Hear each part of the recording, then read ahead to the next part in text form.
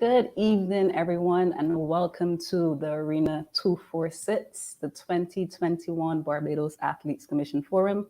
My name is Anicia Wood. I am the chair of the commission, and I thank you all for joining us on time. This evening, we have an engaging presentation titled The Athlete Entrepreneur Balancing Career and Sport.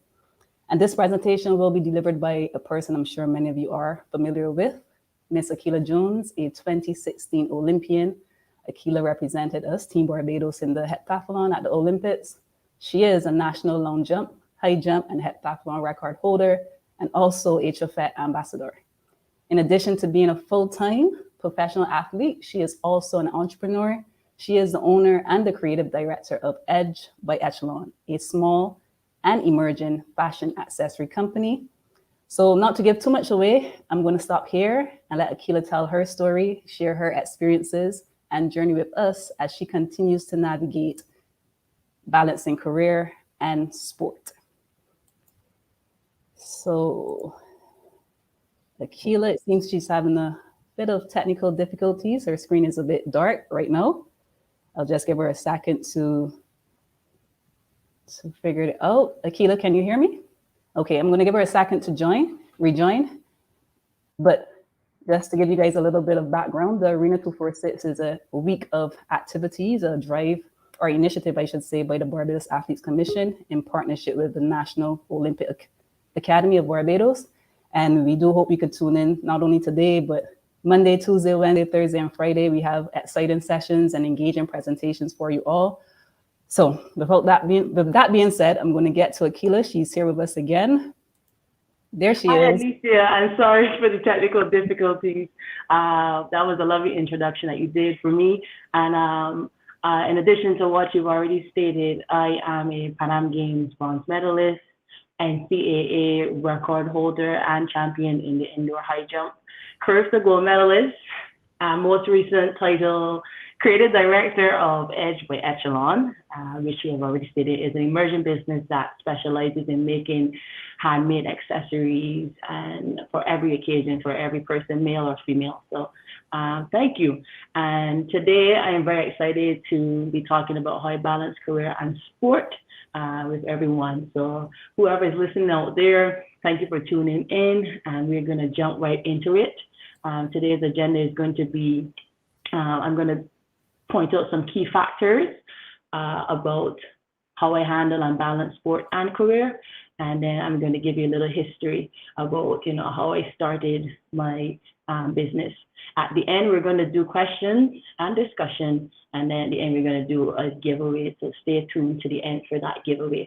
And the answer is more likely for that giveaway question or whatever is going to be at the end. So stay tuned and stay and keep attention and pay close attention, to everything I'm going to say today. So a little history about how I started my business. After the 2016 Olympics, I was depressed. This I have come to understand now is a fairly common phenomenon called post-Olympic depression. During this time of depression, I began to become more aware of other things that took my focus and interest me. I am a free spirit, everyone knows that. and those who don't, they know now. So a regular job with supervisors is not best suited for me. After having a discussion with a stranger back in 2016 and telling him of my struggles and eagerness to have something of my own, he suggested that I take a look at my social media algorithm and pattern. After doing this, I realized that I naturally gravitated to art, sport, fashion, fabrics, plants, and bakery. For now, art and sport are my main priorities in my life, but owning a bakery one day is also a goal of mine. So that is a little history on how I started my business and what started the interest behind my business. 2, if you're going to have a vision, if you're going to have a business, you must have a vision. So how did I have a vision or plan for what I wanted to do? I did, and I still do have a vision and a goal of where I see my business and athletic career going. But I will say that as an artist, the journey is evolving, and I am learning the business aspect of it every day. However, on the athletic end, I knew from the age of 3 that I wanted to be an elite athlete and compete at the Olympics. Yes, I said 3. At the age of 3 years old, I started to map out and wrote where I wanted to go. And it went a little like this. I had to find the right coaches in Barbados. At that time, it would have been Mr. Neil Critchlow and Mr. Jasper Blaze, Mr. Jules, Mr. Sean DePini, my coaches at Spring Memorial, so that they would have helped me to achieve commendable results on the track. And in regards to my education, I had to do the right subjects that would qualify me for college and university. Those courses included, I had to make sure I passed math, English, social science, and a science subject. I then sat the SAT exam. Actually, I traveled to St. Vincent to do it because all the spots in Barbados were taken up. And then I took visits to the possible universities that I would attend. To end it, I made sure that I was clear to compete as a collegiate athlete by Clearinghouse, and then cleared by Kansas State University so I could enroll in my classes. Now, this was my path to achieve my goals, but yours can be different. Majority of it may be the same in regards to qualifications, but you can go to a professional club in Europe or attend a part-time school and work, enroll in a technical college, or train full-time as a professional athlete as I do now. Whatever route you take, it is important to remember your goals and the plan that you have set out to achieve for yourself. Next, we're going to discuss how I use my personal brand, Akilah Jones. My coach calls me Akilah the Beast, to help with my personal business. So my presence on social media is my Instagram page, Akilah Jones. Everybody knows me as Akilah Jones. It's very close to Akilah Jones, so it's a little bit of a pun, which plays a major role in getting my audience to switch over from my personal page to my business page. When I first began, I was mostly supported by close friends and other entrepreneur-minded individuals.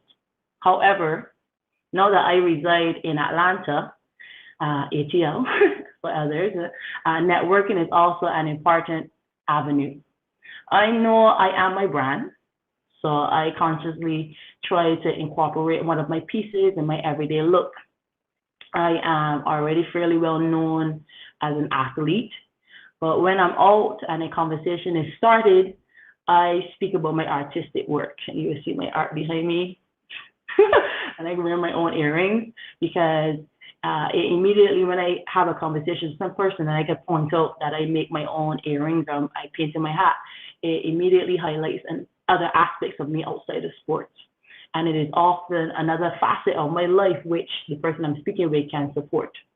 I also try to mix my business posts on social media and my sports posts in order to catch the interest of like-minded fashion followers, without distracting those who follow my page primarily for sports. And whenever I am on platforms as such, like I'm doing now, I sell myself as an artist and an athlete. I believe just as my jumping is an art, so too is my craft. So I intend to work on both all the time. So you're going to see one, you're going to see the next more than likely here on out, and as I've been building the business forward. My support system. How was it set up? So my support system included some of my siblings, my friends, my amazing friends, and other entrepreneurs, and my mom, one of my adopted moms, Miss Mona Robinson, who actually loaned me her sewing machine. My mother allowed me to use her sewing machine to make necklaces. I remember it like yesterday. And she bought it was an old time machine, but don't worry, to make necklaces and create earrings. Back then, that would have been back in 2019. And that was the point that really birthed my love for handmade accessories. And I am grateful to all the individuals that would have helped me along the way, because I would not have made it this far without them. Furthermore, this system also continues to be expanded through my social media followers, big up to them, and satisfied clients who often share, like, and support Edge by Echelon, whether that's through Instagram or through an Etsy page or direct exchange in person. Some of the challenges that I would have faced when I started my businesses were, I think my biggest hurdle, in certain hurdles, I think my biggest hurdle was getting people to see and accept me as a total person with other interests and skills, and not just as an athlete. So similar to an actor trying to switch a role, I found persons trying to typecast me. I am a multifaceted individual. I am more than an athlete. I am an artist. I am a woman. I am a brand. So, getting people to see past just the athletic side of me was kind of hard, but obviously I've conquered that hurdle, and I am pushing through and continuing to go. Secondly, one of the challenges were financial support was not in abundance. My main support was from government and the Barbados Olympic Association for my training and sporting needs. So I had to source private sponsorship, which gave me more opportunity to open up and expand on my creative thoughts. However, no, we still have challenges. Challenges are never going to go away. So some of the current challenges that I face include balancing my sports career and running the business. I wear many hats in my current business. Some of those roles being the creative director, marketing and branding person, accountant, talent, photographer, model, and social media strategist. All of this is to say that I am my brand full time, and I have to keep it and be sure to take care of business. You have to live it. You have to live your brand. You have to breathe it. You have to be it. Speaking of which, finding downtime between sports and my business can be quite challenging at times, because they both require optimal attention. But again, it's your brand. So you make the magic happen. I will discuss next some of the skills one might need as an entrepreneur, and how my skills from sports has contributed well to the skills that I can take over to my entrepreneurship. My athletic career has taught me several things. Being resilient is an important one. It's about looking forward and sticking to your vision and goal. Part of resilience is the ability to get up, even though you've experienced injuries and setbacks. I don't win every competition, and I definitely don't make every sale, even though I wish I did. But I must continue the race, because that's life, and I don't give up, so you shouldn't give up, and I don't give in. You got to keep going until what you want to achieve is achieved. And no man is an island. No matter how big or small you are, no man is an island. Teamwork, as my team in the middle there, and when I circle, teamwork is an important attribute to have when working in a business. You must be able to work as a team, but yet be disciplined enough to work independently. I have learned how to appreciate the ideas of others as an elite athlete, but reinvent them towards my particular focus, so that the ideas of others and talents of my own are interwoven. That's how a team works, is that everybody brings their individual ideas and we all work cohesively to get the best result. So having been an athlete my whole life and participating though in an individual sport, it has taught me independence too as well. I have acquired the key skills of working independently as a team and being resilient, hence transferring those skills over to my entrepreneurial career. Next, I think that this slide is probably the most important one I'll discuss, in that striking the right balance between sport and work is quite important, because you want to be successful in both. At least I do. I want to make sure my brand is supporting me, and then also my sports career is getting me known and I'm winning medals for my country, Barbados. So balance is something I'm always working towards. For me, having a core structure helps me to adjust and adapt as life happens and my priorities change. I just moved to Atlanta a year ago, so it would have been a big life change for me. So having a weekly schedule helps my consistency and my upkeep of my business and keeps my training schedule in place. An example of a weekly schedule will go somewhat like this for me, where I would have my priorities, which will come first, which include training, going to the gym, pool sessions, therapy, and rest. And with the remaining hours outside of those, I use it to work on social media, painting, and making jewelry, or whatever else I feel motivated to work on. After that, any few remaining minutes that I have left is spent on my business model, which includes marketing, photography, and getting my product shipped out to the clients and the customers. I will add to this point that being organized during competition season is critical, especially if I have to travel. Being away is almost like a vacation, but I use apps, I use smartphones, I use my apps are used so that my social media presence is maintained. So my posts are automated, so that it looks like I'm there, but sometimes I'm really not. I'm probably sleeping because I'm in a different time zone. Since sports take up majority of my schedule, I prefer early morning training, actually, so that I have no guilt over the other fun aspects of my life, which include, everybody might like to dance, travel, enjoy myself, attend festivals or art shows. So making sure that so just to make it clear, just having a schedule, is critical, because you have a schedule, it just helps you maintain a more balanced lifestyle. And last but not least, I think this one is so important. How can government and businesses support athletes, other than the obvious, which is sponsorship and financial support and, getting you to different track meets and different stuff? I feel like I can add to those things and saying that there are many ways that government and businesses can support our athletes. When we are abroad, and I call myself, I say we because it's still Team Barbados.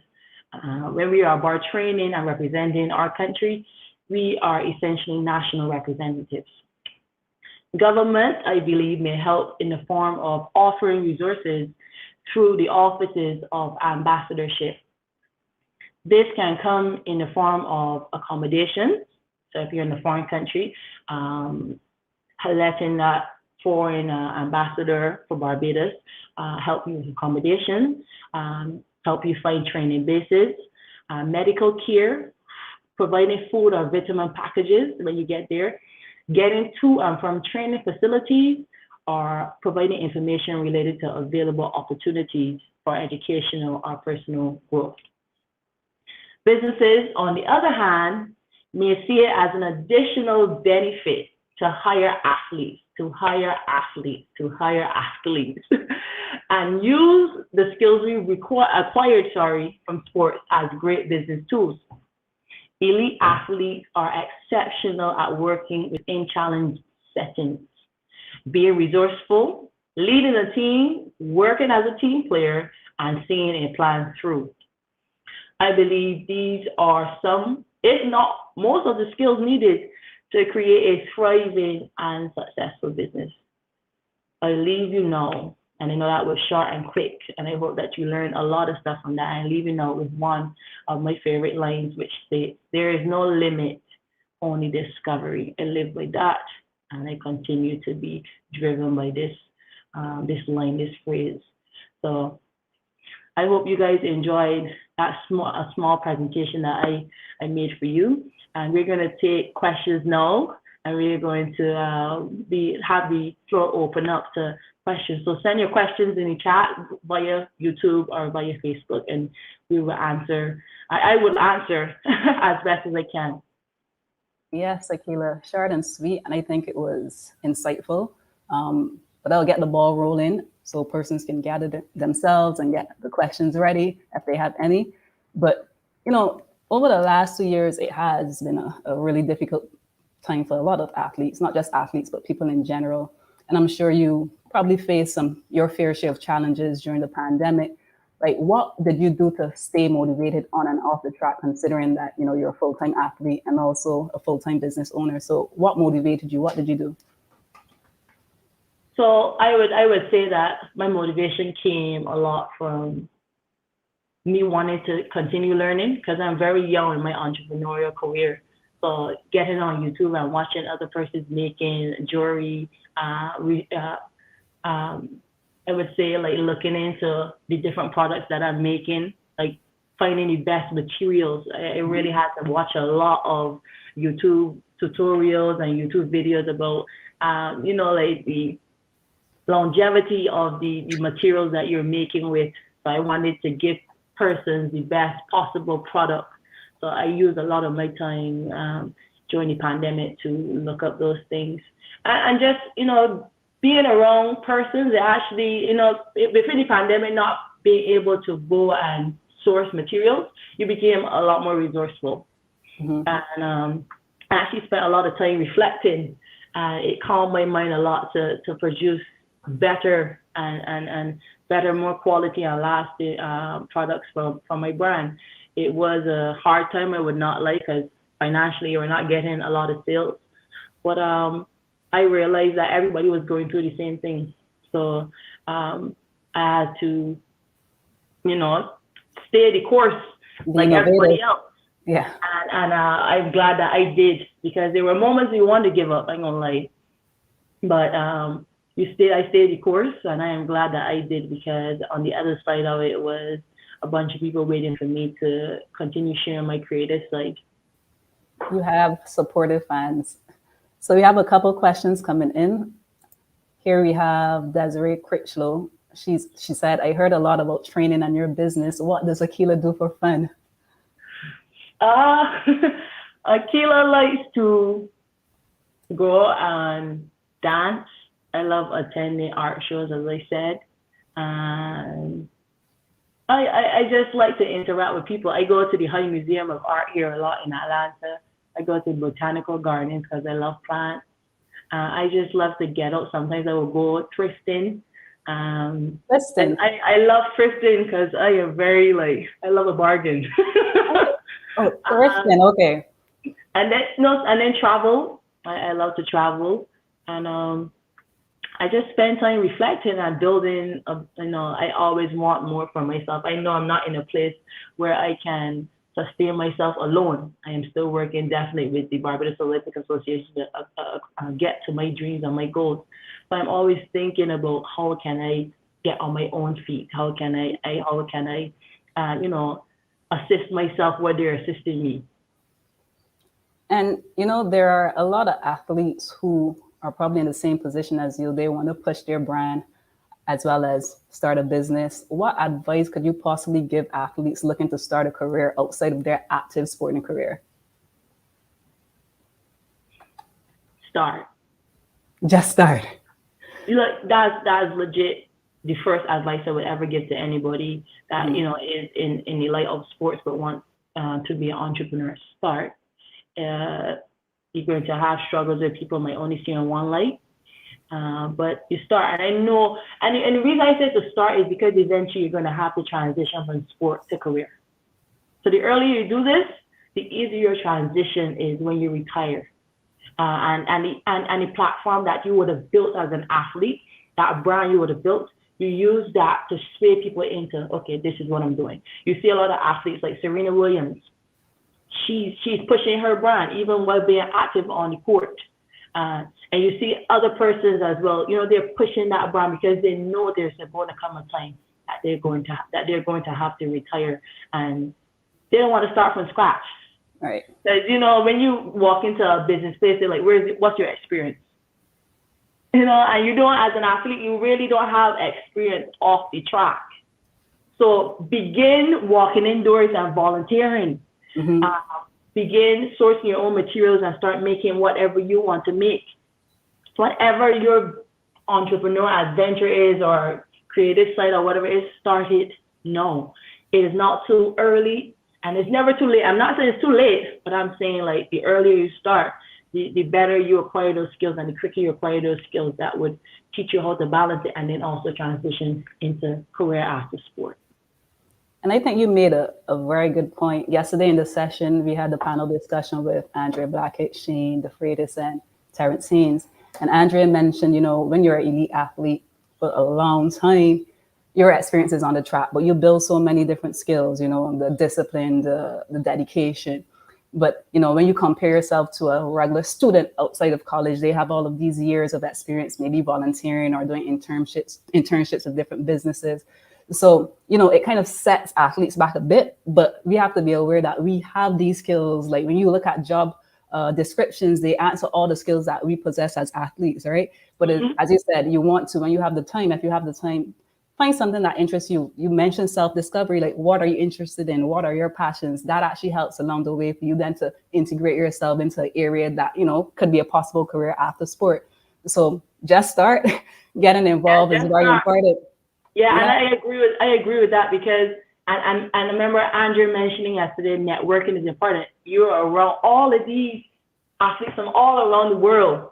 Mm-hmm. You're in a village sometimes with persons with over 5,000 athletes. And there are not just athletes in that village. There are people with, you know, infinite amount of resources to give to you, or ideas to give to you. So I would say that make sure you network while you're in the sport. Most recently this year, I connected with a videographer, and he is a two-time Olympian for St. Kitts, and he produced a small a small movie segment for Mike Pro, the brand. Mike Pro Inc., sorry. And he was so clear in saying to me that whatever resource you need in life, an athlete on the track more than likely can provide it for you. So seek out, I think athletes seeking out as well, athletes with the skill that they want to use, whether that's being an engineer or carpentry, whatever it is. I'm sure that athlete has big interest in it, and there are more that qualified to do the job at hand. And I'm glad you mentioned that. I'm going to just, you know, put a little plug here for my team 246, which is the Barbados Athletes Commission initiative, and an idea that we have, and we're still working on it. People who are watching, you could go on and check it out, but we're still working on it, where we actually create a directory of athletes, because, you know, they're athletes with so many different skills. So if you want something, okay, maybe I'll go to Akilah because I want her to design a dress for me, or earrings, or a hat. There could be another athlete who studied, I don't know, engineering. I'm going to go to this person. So that is something we're working on, because we believe the network of athletes, they have a lot that they could offer. So look out for that, athletes. If you're watching, a farm is soon going to be coming out saying, you know what, put all your information on this farm. So at least we could promote you, give you some business here and there, and then we could actually build that network, that Team Barbados network, so to speak. Yeah. You know what's weird about that is that I actually got, I went to an interview for an insurance company, because they wanted to hire me as an athlete because they knew I had so many connections. Mm-hmm. And that, you know, it's amazing how they viewed me as an athlete. I'm sure they do it for other persons as well, but I'm sure there are businesses out there that are looking for you. So as you said, put your information in this directory, and you'll be surprised who's going to ring your phone or who's going to email you. All right, we have another question here, Akilah. So Marlene Hall, you spoke about government and business, how businesses can help. How can other friends and family help as well? Hi, Mom. Shout out to Mom. Great question, Mom. Friends and family, for me, they can help in the form of just being present. I know that what we do is not the typical job every day, and it has its highs and it has its lows, but being just understanding, showing up, cooking some food, cooking some food after practice will be nice, or helping when we have to travel. If we have to travel to track meet, we might not be able to sit down 4 hours in a car and then compete. So assisting us in travel, assisting us with financially, and friends, just emotionally, that mental support is very important. I feel like that's the most important thing that friends and family can help us out with, is mentally being strong and mentally talking things through throughout, in and outside of the sport. So mentally, I know that my friends play a big role in keeping me focused on the track and keeping me disciplined. I am able to express how I feel, and they're able to express to me how they feel as well. I'm able to learn from them, and they're able to learn from me. So friends and family, definitely mentally, I would say that that's the biggest role that they can help out with. You found that helped you a lot after the 2016 Olympics. You mentioned you went through a stage of depression, and they definitely were your support system, right? Yeah, definitely. I was at the Kansas State University then. Mm-hmm. And actually, I only went home for 3 days that summer before Olympics. I think I was only home for about three days, if not even less. But I came home for nationals, and I went back straight into training. And I would say that my best friend at the time, she would have helped me a lot in processing what was going on. I didn't know it was called post-Olympic depression, but I know I was going through something that was not normal. It was not normal.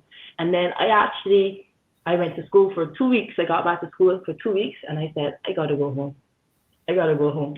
There's no way that I am going to stay here. If I stay here, I'm definitely going to crash. I need to go home and see my family. I need to go home and see my siblings. I need to go home and see my friends. And I came home for the Icons Awards, and I was supposed to be home for 2 days and then head back to school.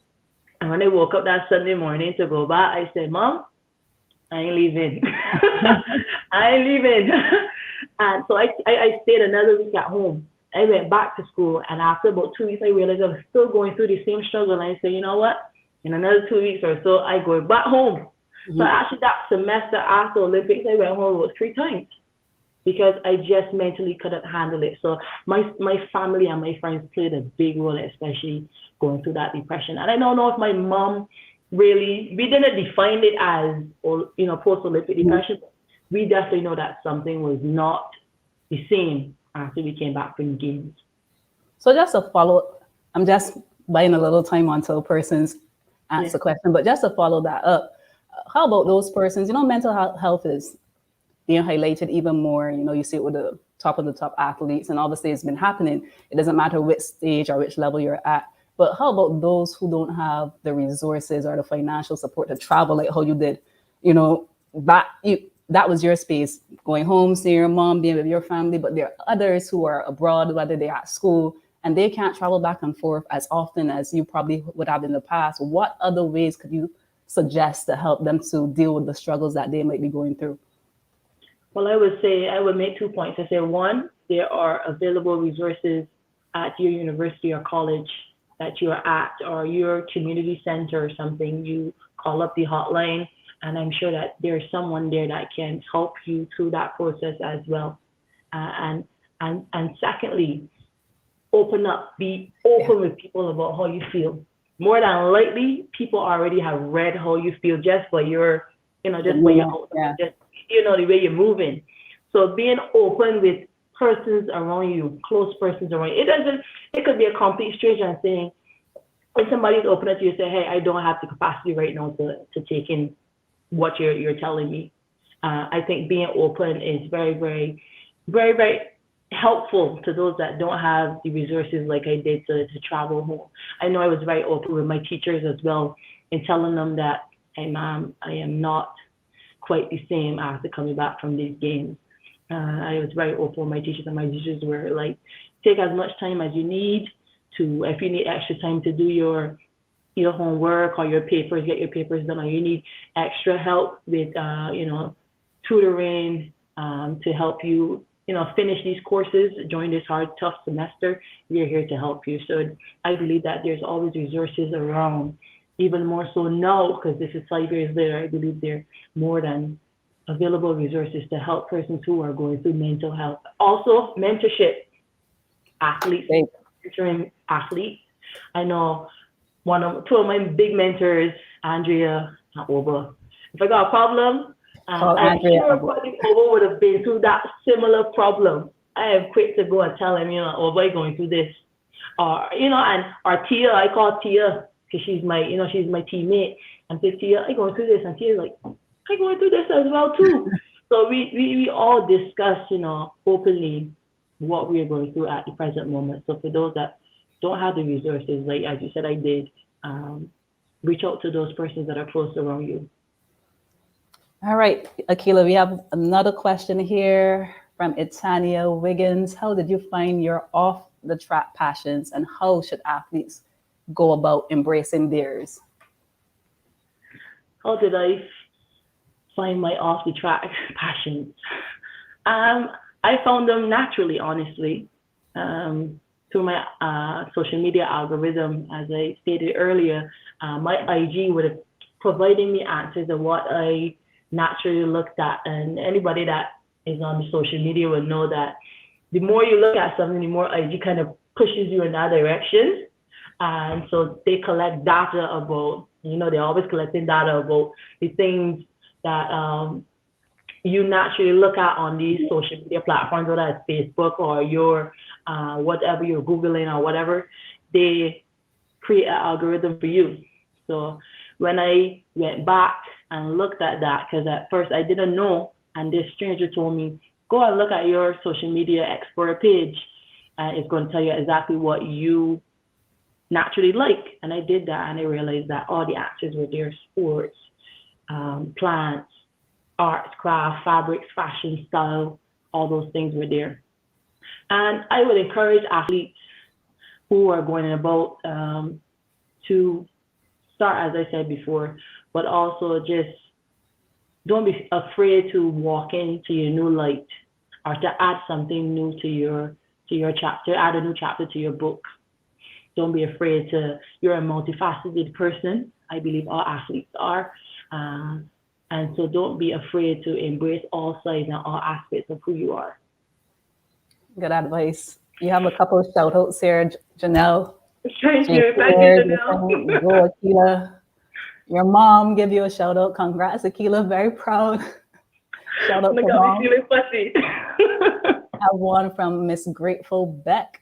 Thank you, Becky. So obviously you're inspired. All the way from Dominica, Luan in Dominica. You have inspired a lot, and I'm sure you will continue to inspire others. You got to keep pushing and doing what you tell the audience your goals for track and field.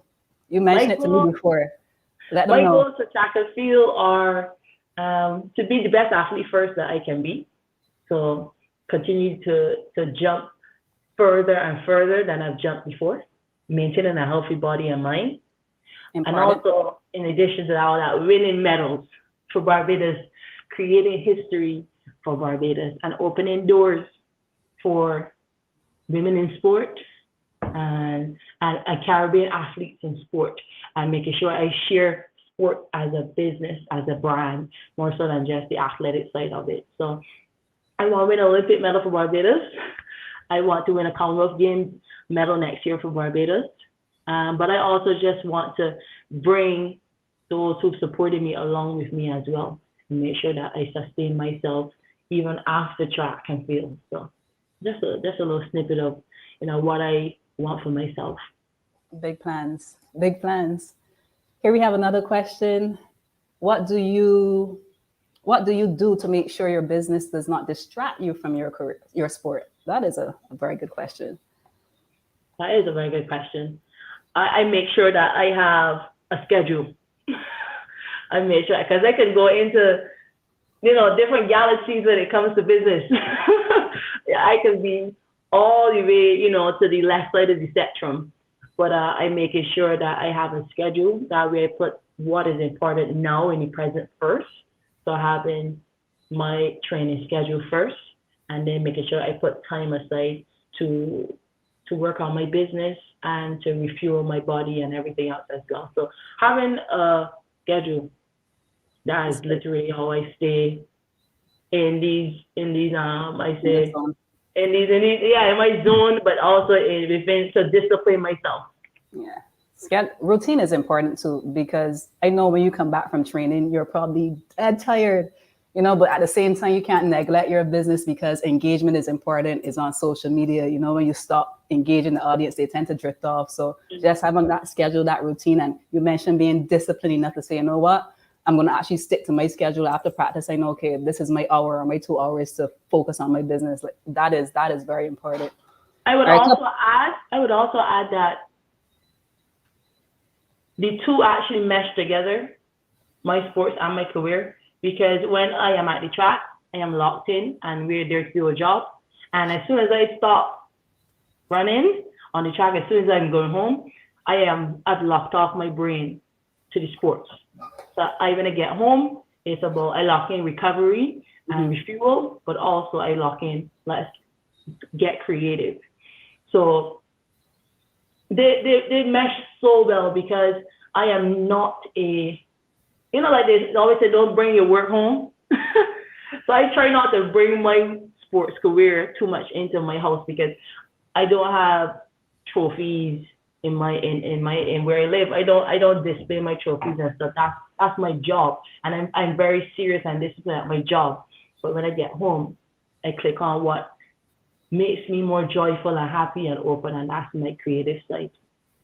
You mentioned not bring your trophies at home. I remember Frida Nichols, and she gave you a shout out here, but she mentioned something like that in the past where she said, she doesn't have trophies or pictures of her because, that could kind of take away from the other aspects. But I guess that is a skill that you learn along the way, right? Because even me as a player, I'm like, oh, I did this on the volleyball court, and you bring it home and it takes the energy away from everything else you want to do. So I think that is advice or a point that athletes should actually take hold of, knowing, okay, when to shut it off and when to turn it off. And I guess throughout time, that is something that they could build on. But here, Frida is saying, excellent presentation, Akilah. You are an inspiration. Continue your balanced journey. The objective is clear. Success. Of course, only success. So we have one more question. Well, Chioke, another shout out. Thank you, Ms. Holder. So Craig Archer, which event do you find easier on your body, more fulfilling, long jump or high jump? I thought this was an obvious answer, but I think I might have to answer again. Well, it's a two-part question, honestly. The one that's easier on your body is the long jump, and the one that I love more is actually the long jump as well. Well, I would say also too, but I was better at high jump when I was at the in university. I was better in regards to world rankings in the actual high jump. So long jump is easier on the body. That's why I'm doing it now, because I've been through surgery and stuff. So I had to choose like what is going to give me longevity, long jump or high jump. So I chose obviously the long jump, which was easier on my knees because you're going forward. The impact is a lot less softer. And high jump, you have to go dig, you have to dig in the ground to go up. So long jump is a lot easier on my body, and I honestly love the long jump. It's my favorite event. I like that you can sprint and be fast, and you take off like an airplane, and then you don't know where you're gonna land. You go for long far though. I like the adrenaline of the long jump a lot more. All right, so here you have another shout out from Kyle. Thank you, Kyle, Mr. Olympian. So, I mean, I'm not saying any more questions, but Akilah, I want to thank you myself on behalf of the Athletes Commission, the National Olympic Academy of Barbados, the Barbados Olympic Association. Your presentation was insightful. I'm hoping persons gain something from it. If they are not on live, they could rewatch the video and hear something, take it and say, I'm going to try this. So thank you for that. We appreciate having you on, giving us your time, spending time with us. And it is giveaway time. I know you have a piece that you want to give away, show the people your creative stuff. Let me get it. Get it. We're going to be giving away a hat. We're going to be giving away a hat to a lucky winner. And I don't know if you want to ask the question how you want to give it away, because I think you should do it. Okay, so I'm hoping you guys paid attention. It seems from the comments that you all paid attention. This is nice. This is nice. And this is unisex, right? Yes, this is unisex. Okay. So, this is easy because I want you to give away the hat. So it's going to be quite easy. So the person whether on YouTube, whether you're viewing on YouTube or Facebook, to put the right answer first in the comment section, you could get this hat. The only thing though, does this person have to be based in Barbados, Akilah, or how? Well, when I travel home, I can obviously bring home the hat for the person. Okay. Or if the person is based in America, I can ship it to them. Okay, so America or Barbados. Okay. All right, so this is an easy one, right? Akilah said that she moved to a certain area to train and with her club, the Winners Circle. Where is Akilah currently based right now? Let's see. That was pretty easy, right? That was very easy. That was easy. Let's see if anyone. Oh, your mom does not count. Your mom does not count. Your mom was the first up. She was like Atlanta. But you know what? We have somebody that came in. Winners in the family. We have Penny McIntyre. She said Atlanta. Is she right? Yes, she is right. She is right. Okay. I'm based in Atlanta with my coach Dwight Phillips and the Winners Circle. Okay, so I saw a couple other answers. Well, person said Atlanta as well. They didn't come in before Penny, but I think that it's only right for me to give Miss Grateful Bet and Desiree Critchlow, a My Team 246 shirt. This is, as I mentioned before, our initiative to support athletes on and off the field. So we have created some shirts, get it out there. So Desiree Critchlow, Miss Grateful Bet, you could email the Athletes Commission at olympic.org.bb and just exchange contact details with us. And we'll be sure to get you guys your t-shirts. On behalf of, again, that is pretty much it. Akilah, thank you so much for joining on, signing in, sharing everything you would have shared with us before. And tomorrow we have Jamil Jones. He is a former national track and field athlete. He's actually a current bodybuilder, and he has his own business, Premium Performance Training. He will be on with us tomorrow at 6:30. We are hoping that you could join us again. And he obviously has a unique story. He transitioned from track and field into creating his own fitness gym with his family, and he still competes. So he is unique in the sense, okay, what is his transition story like, and how does he still balance his career and his sport? So I'm hoping you guys could join us tomorrow again. Here, same place, YouTube or Facebook, the Barbados Olympic Association's page at 6:30. Thank you for joining us today. And we do hope you have a great evening, and we are signing off. Thank you. Bye-bye, guys. Thank you.